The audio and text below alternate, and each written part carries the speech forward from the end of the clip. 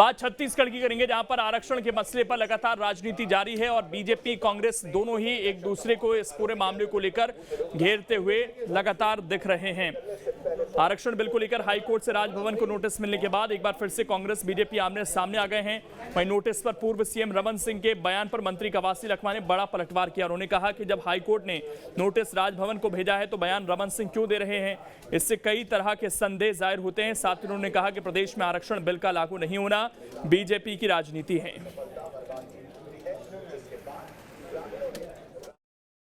कल हाईकोर्ट के जजमेंट के बाद रमन सिंह जो टीवी में जो सिरा दिखा कर बताया, नोटिस तो माननीय राज्यपाल महोदय को दिया है, अब जवाब देने के बाद ये कर रहा है। इसलिए पूरा सिद्ध हुआ है भारतीय जनता पार्टी आरक्षण विरोधी है। अगर कोर्ट में अगर इधर उधर हुआ, जिम्मेदार भारतीय जनता पार्टी रमन सिंह। आरक्षण के अलावा छत्तीसगढ़ में धर्मांतरण का मुद्दा भी लगातार गरमाया हुआ है और एक बार फिर से धर्मांतरण के मुद्दे को लेकर बीजेपी प्रदेश अध्यक्ष अरुण साव ने कांग्रेस और सरकार पर निशाना साधा है। लगातार इस मुद्दे को उठाया जा रहा है भारतीय जनता पार्टी की तरफ से और एक बार फिर से अरुण साव ने इस मामले को लेकर सरकार पर निशाना साधा। कांकेर पहुंचे हुए थे बीजेपी प्रदेश अध्यक्ष अरुण साव। उन्होंने धर्मांतरण के मुद्दे पर सवाल पूछा कि 4 साल से ज्यादा का वक्त बीत चुका है लेकिन इस पर कार्रवाई नहीं हो रही। आज छत्तीसगढ़ में राज्य में कांग्रेस की सरकार के संरक्षण में खुलेआम धर्मांतरण का काम हो रहा है। छत्तीसगढ़ की संस्कृति और सभ्यता को चौपट करने का काम हो रहा है।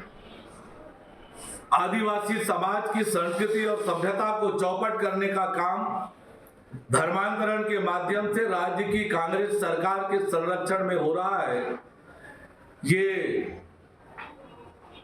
बंद होना चाहिए, धर्मांतरण पर रोक लगनी चाहिए। वहीं इसी साल मध्य प्रदेश में विधानसभा के चुनाव होने हैं, उससे पहले चुनौती का दौर भी शुरू हो गया है। नेता एक दूसरे नेता को चुनौती दे रहे हैं कि अगर दम है तो मेरे सामने आकर चुनाव लड़कर दिखाएं। ऐसा ही कुछ इस वक्त दिख रहा है मध्य प्रदेश के अंदर। आपको बता दें कि विधायक प्रदीप जायसवाल ने बालाघाट से विधायक गौरीशंकर बिसेन को खुली चुनौती दे डाली है। उन्होंने गौरीशंकर बिसेन को चुनौती देते हुए कहा कि वो जहां से चाहें वहां से मेरे खिलाफ चुनाव लड़ ले।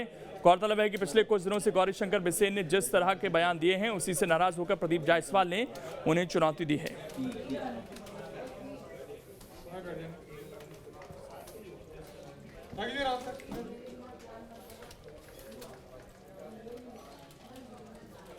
वहीं छत्तीसगढ़ के बालोद जिले में एक बार फिर से कौमी एकता की मिसाल देखने को मिली है। क्या है पूरा मामला, इस रिपोर्ट में आप देखिए।